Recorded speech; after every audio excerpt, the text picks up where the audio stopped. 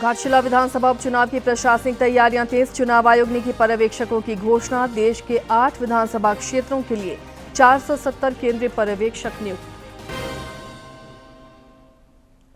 सेवा पखवाड़ा को लेकर राज्य भर में विभिन्न कार्यक्रमों का हो रहा आयोजन। धनबाद में सफाई कर्मियों का हुआ सम्मान। विधायक राज सिन्हा और भाजपा के संगठन महामंत्री रहे मौजूद। शारदीय नवरात्र पर मां भगवती के दरबार में भक्तों का तांता। मुख्यमंत्री ने रांची में पूजा पंडालों का अनावरण कर माता रानी से की मंगल कामना।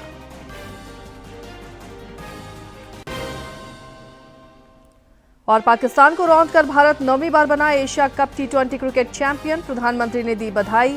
क्रिकेट के मैदान पर ऑपरेशन सिंदूर की दी संज्ञा। प्रशंसक झूमे।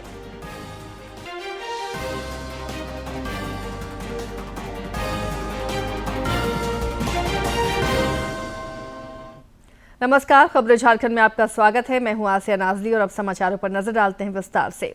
प्रधानमंत्री नरेंद्र मोदी आज राष्ट्रीय राजधानी में पंडित दीनदयाल उपाध्याय मार्ग पर दिल्ली भाजपा के नए कार्यालय का उद्घाटन करेंगे। इस मौके पर पार्टी के राष्ट्रीय अध्यक्ष जेपी नड्डा भी मौजूद रहेंगे।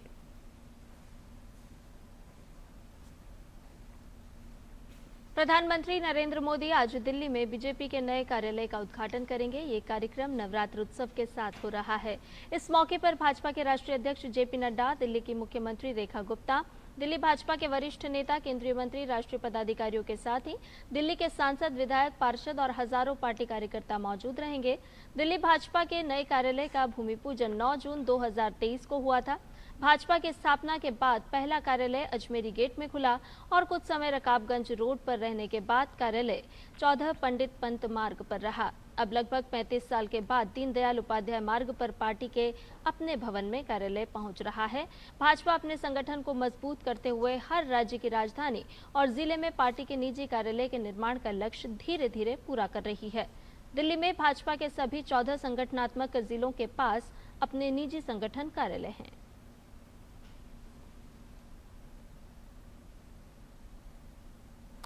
घाटशिला विधानसभा उपचुनाव की प्रशासनिक तैयारियां तेज हो गई हैं। भारत निर्वाचन आयोग ने घाटशिला समेत 8 विधानसभा क्षेत्रों में होने वाले उपचुनाव के लिए केंद्रीय पर्यवेक्षकों की घोषणा की है।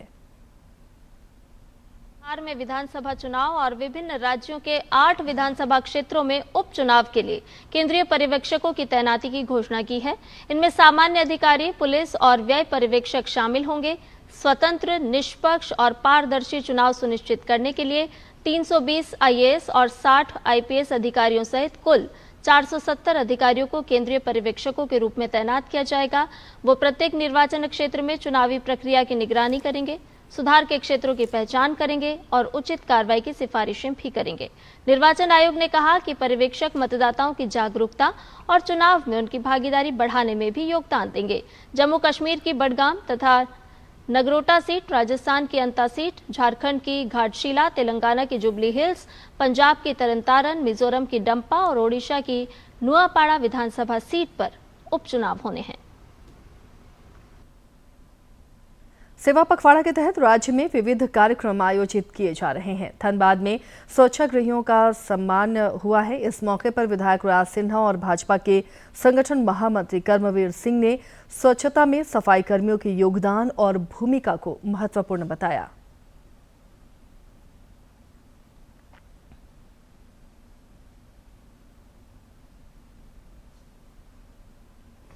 महात्मा गांधी और शास्त्री जी की जयंती तक हम लोग सेवा पखवाड़ा मना रहे हैं।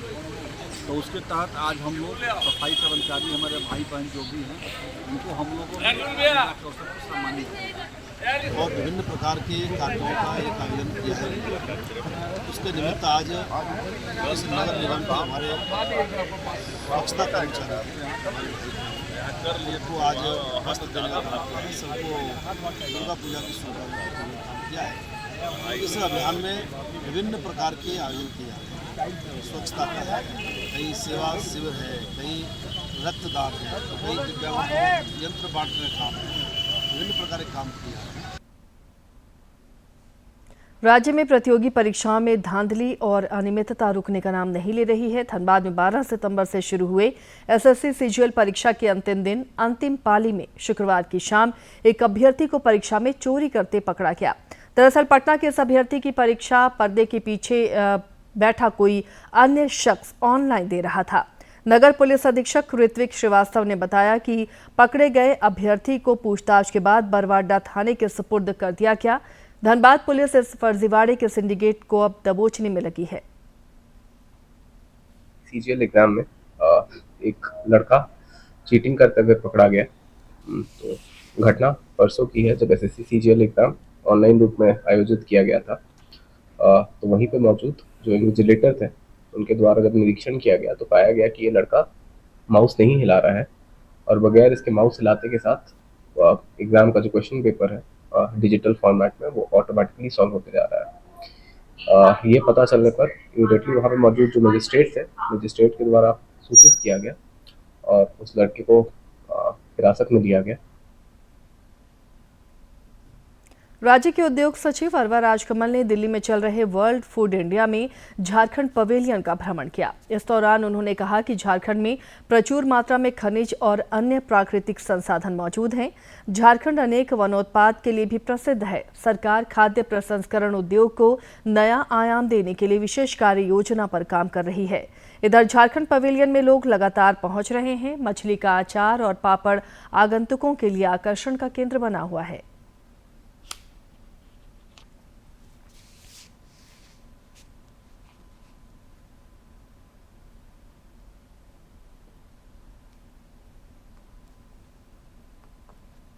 प्रधानमंत्री नरेंद्र मोदी के प्रयासों से देश में हर एक क्षेत्र में सकारात्मक बदलाव आया है। नई राष्ट्रीय शिक्षा नीति ने शिक्षा प्रणाली को अधिक समावेशी और गुणवत्तापूर्ण बनाया है।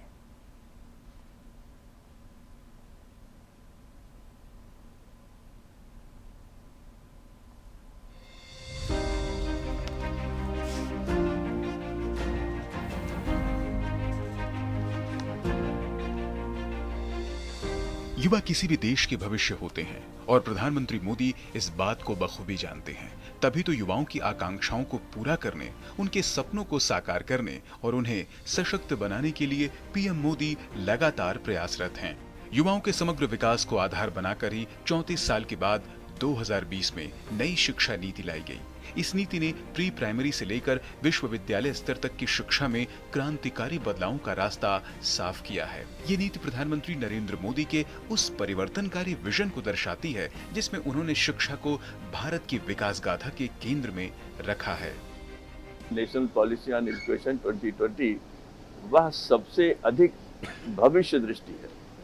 उसमें भविष्य दृष्टि है नीति और उसमें भविष्य दृष्टि हर जगह आपको दिखाई देती है।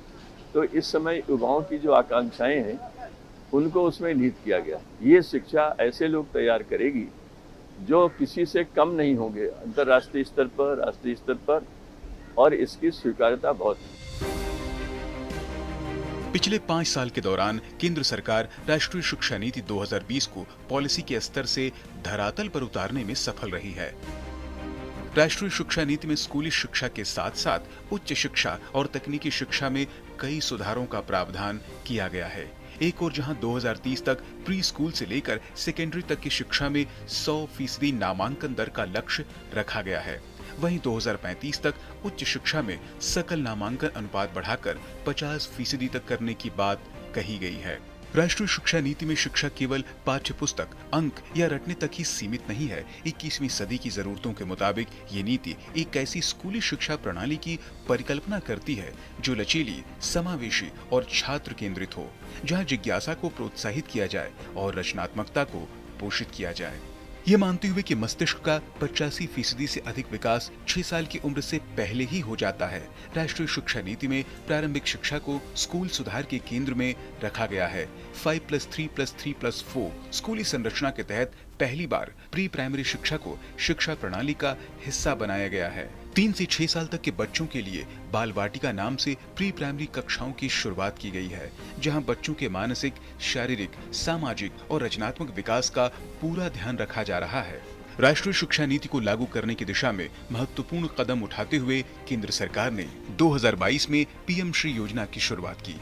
केंद्र प्रायोजित इस योजना के तहत देश भर के 14,500 से अधिक स्कूलों को प्रधानमंत्री स्कूल्स फॉर राइजिंग इंडिया के तौर पर अपग्रेड किया जाएगा उच्च शिक्षा की बात करें तो शिक्षा नीति ने भारतीय उच्चतर शिक्षा के अंतर्राष्ट्रीयकरण और भारत में विदेशी विश्वविद्यालयों को कैंपस स्थापित करने का रास्ता साफ किया है।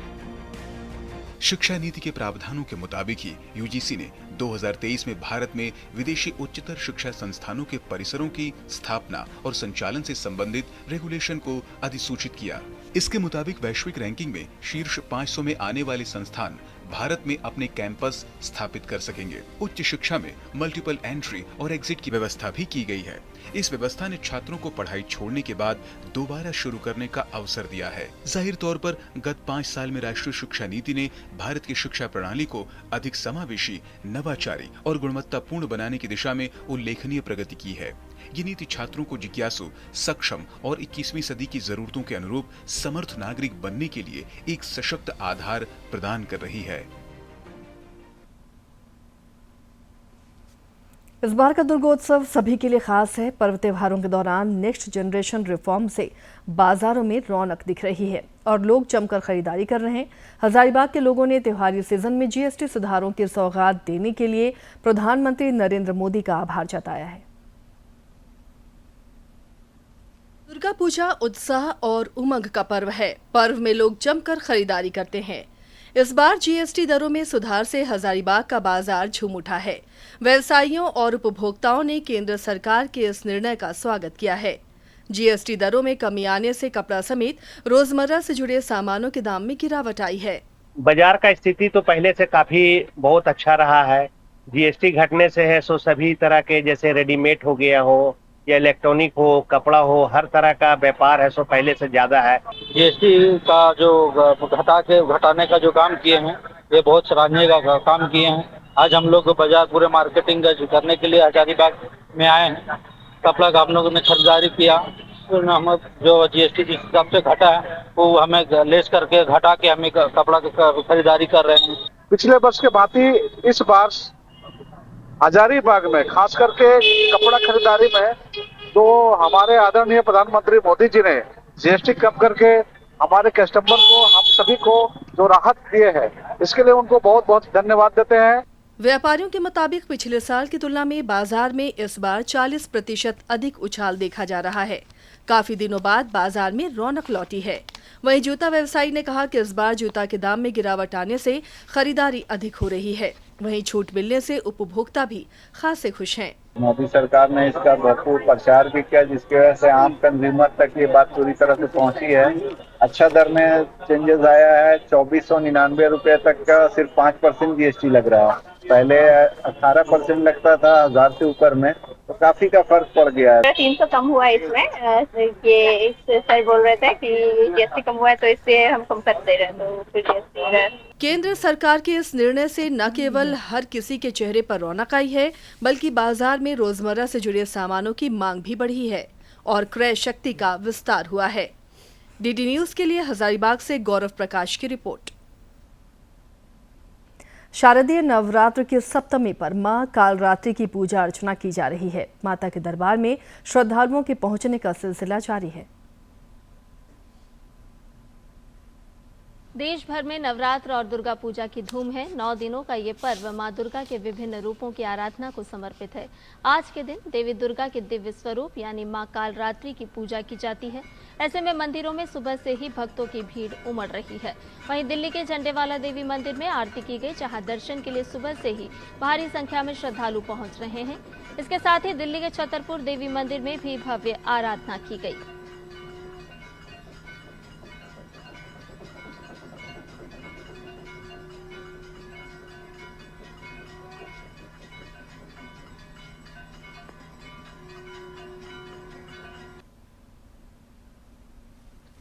राज्य में भी शारदीय नवरात्र को लेकर उल्लास का माहौल दिख रहा है। राजधानी रांची समेत विभिन्न पंडालों में भव्य और दिव्य पंडाल बनाए गए हैं, जहां देवी दुर्गा की पूजा अर्चना की जा रही है। मुख्यमंत्री हेमंत सोरेन ने भी रांची के दीपाटोली स्थित बांधगाड़ी पूजा समिति के पूजा पंडाल का अनावरण किया। उन्होंने लालपुर स्थित हरिमती मंदिर दुर्गा पूजा समिति के पंडाल में भी शीश नवाकर माता रानी से राज्यवासियों के विकास और कल्याण की प्रार्थना की।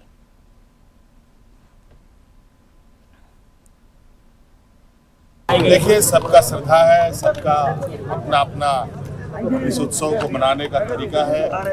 कई सारे लोग अलग अलग अपनी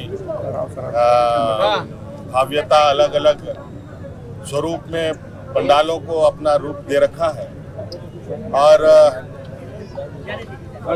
बहुत ही खूबसूरत, बहुत ही आकर्षक, मनमोहक चीजें लोगों ने बनाई हैं। मैं समिति वालों को ढेर सारी शुभकामनाएं देता हूं। राज्य के अन्य जिलों में भी दुर्गोत्सव की छटा देखते ही बन रही है। लौह नगरी में भी शारदीय नवरात्र की धूम मची है। पूजा पंडालों में ऑपरेशन सिंदूर और भारत की सामरिक शक्ति की झलक भी दिख रही है। पूर्व मुख्यमंत्री अर्जुन मुंडा ने हिंद क्लब दुर्गा पूजा समिति द्वारा बनाए गए पंडाल में पहुंचकर लोगों को शारदीय नवरात्र की शुभकामनाएं दी। साथ ही देवी दुर्गा से मंगल कामना की। श्री मुंडा ने लोगों को विघटनकारी शक्तियों से सचेत कर देश के नवनिर्माण में योगदान देने का आह्वान किया। थीम बनाकर हिंद क्लब ने यहाँ पर झांकी प्रस्तुत की है ताकि जनता के मानस पटल पर हमेशा ये स्मृति बना रहे कि हमें भविष्य में किन बातों का ध्यान रखना चाहिए। माता रानी इस शारदीय नवरात्र पर सबके ऊपर कृपा बरसाए। शारदीय नवरात्र की सप्तमी तिथि को बेलवरण अनुष्ठान के साथ मां दुर्गा का आह्वान किया गया और 9 पत्रिका की पूजा की गई। जामताड़ा में इस अवसर पर महिलाओं ने पारंपरिक रीति रिवाज और शंख ध्वनि से माता का स्वागत किया। इसके बाद महिलाओं ने सिंदूर, हल्दी और दिए जलाकर देवी के 9 पत्रिका का वरण किया। इस दौरान मां दुर्गा की प्राण प्रतिष्ठा भी की गई और श्रद्धालुओं के लिए मां के द्वार खोले गए।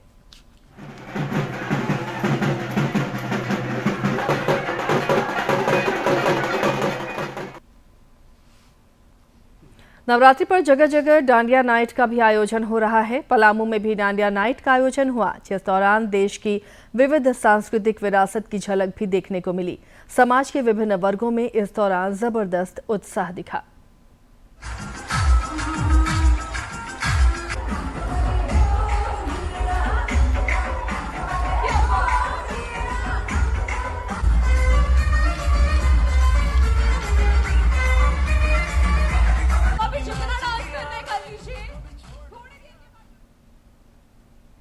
हजारीबाग में भी शारदीय नवरात्र और दुर्गोत्सव की खुशियां देखते ही बन रही हैं। विभिन्न समितियों द्वारा जहां भव्य और आकर्षक पूजा पंडाल बनाए गए हैं, वहीं गरबा में भी बड़ी संख्या में लोग शामिल हो रहे हैं। शहर में 1 दर्जन से ज्यादा स्थानों पर गरबा का आयोजन हो रहा है, जिसमें रंग बिरंगे परिधानों के साथ लोग उत्साहपूर्वक हिस्सा ले रहे हैं।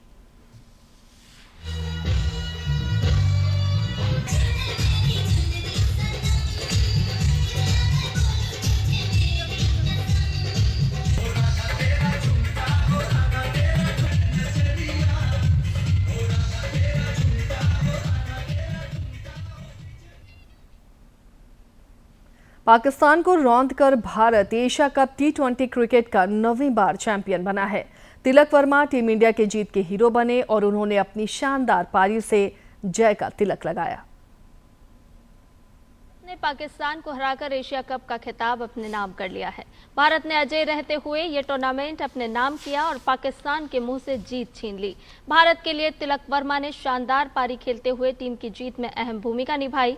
भारत ने इस मैच में टॉस जीतकर पहले गेंदबाजी का फैसला लिया। भारत ने कुलदीप यादव की शानदार गेंदबाजी की मदद से पाकिस्तान की पारी 19 ओवर 1 गेंद में 146 रन पर ढेर कर दी।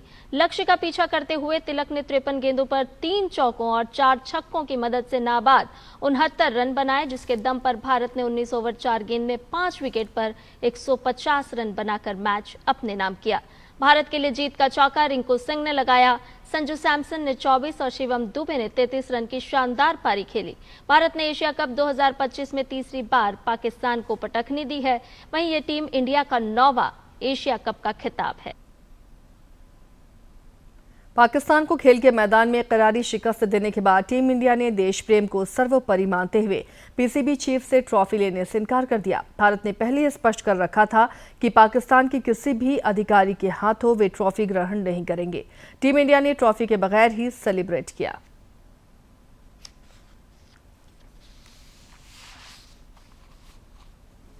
Presents a country, that country is waging a war against our country.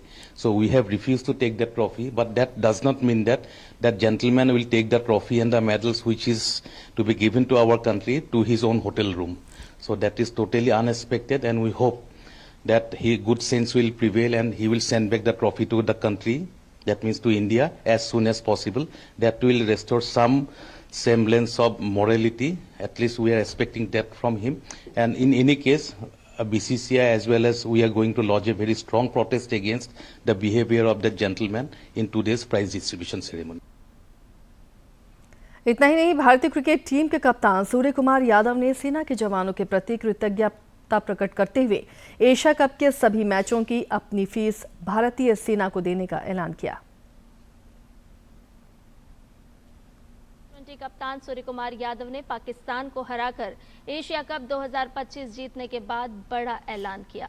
Match के बाद हुई प्रेस कॉन्फ्रेंस में सूर्य कुमार यादव ने एशिया कप में खेले गए सभी मैचों की अपनी मैच फीस भारतीय सेना को देने की घोषणा की है।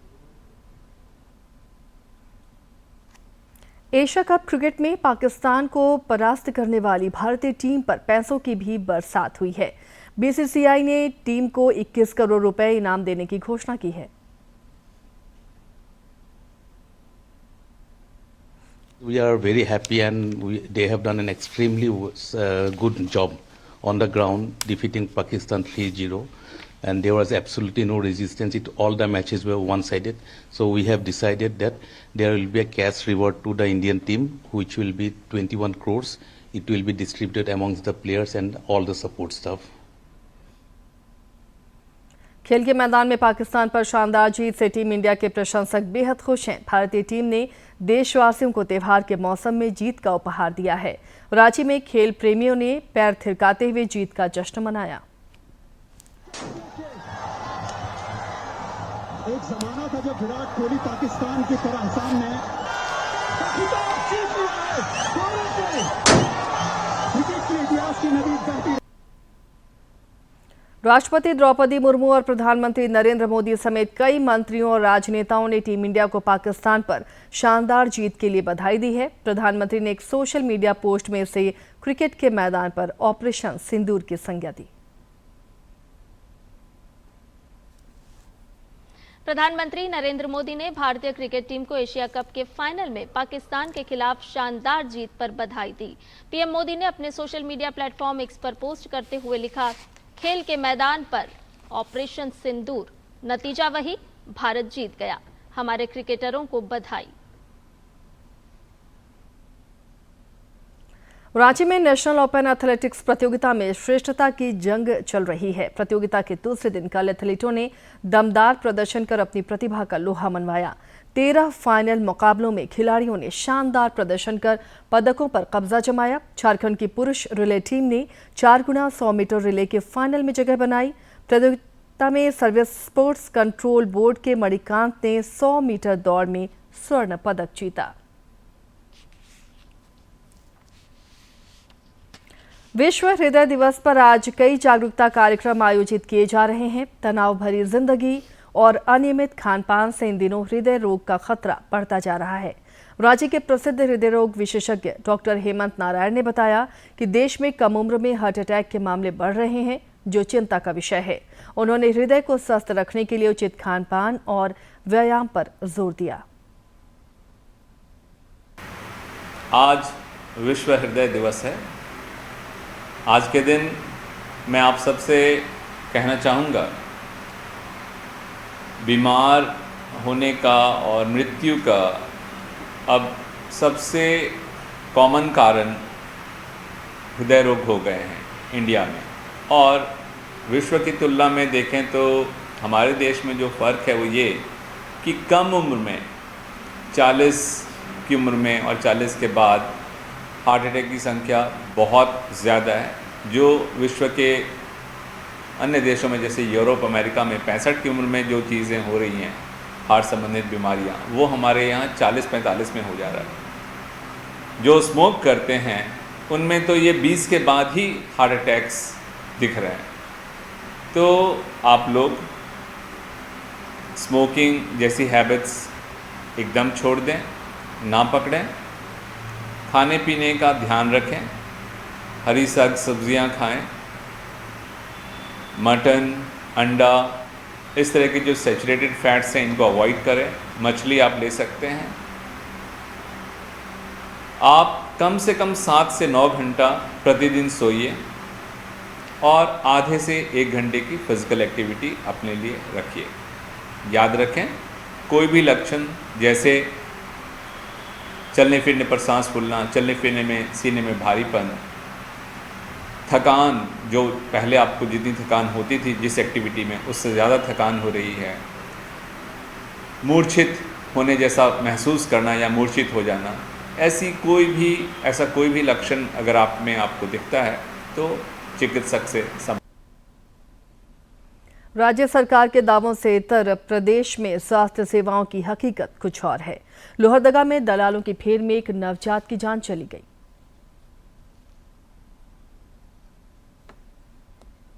स्वास्थ्य विभाग की नाकामी उजागर हुई है। जिले में एक आदिम जनजाति की महिला को लोहरदगा सदर अस्पताल से रांची रिम्स रेफर किया गया था, लेकिन कथित तौर पर सहिया द्वारा उसे निजी अस्पताल में भर्ती करा दिया गया। महिला की यहां नॉर्मल डिलीवरी हुई, लेकिन अस्पताल में व्यवस्था की कमी की वजह से नवजात की डिलीवरी के बाद मौत हो गई।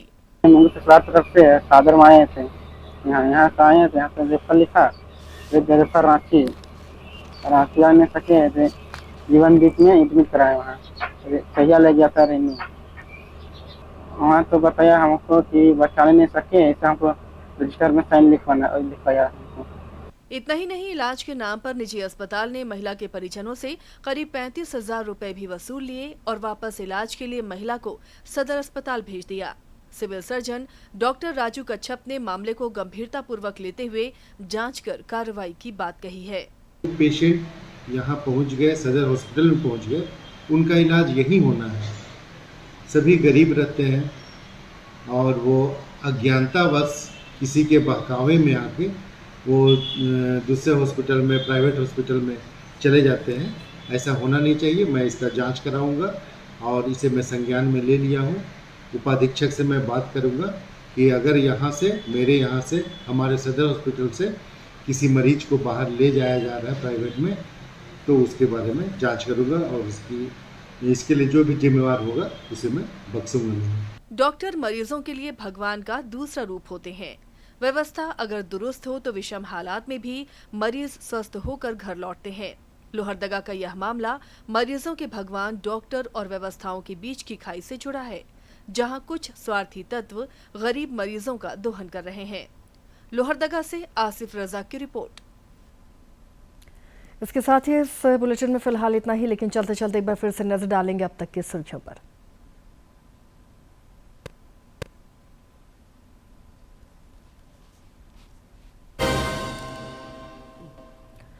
घाटशिला विधानसभा उपचुनाव की प्रशासनिक तैयारियां तेज। चुनाव आयोग ने की पर्यवेक्षकों की घोषणा। देश के 8 विधानसभा क्षेत्रों के लिए 470 केंद्रीय पर्यवेक्षक नियुक्त।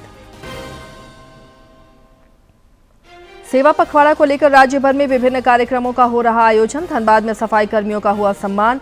विधायक राज सिन्हा और भाजपा के संगठन महामंत्री रहे मौजूद। शारदीय नवरात्र पर मां भगवती के दरबार में भक्तों का तांता। मुख्यमंत्री ने रांची में पूजा पंडालों का अनावरण कर माता रानी से की मंगल कामना।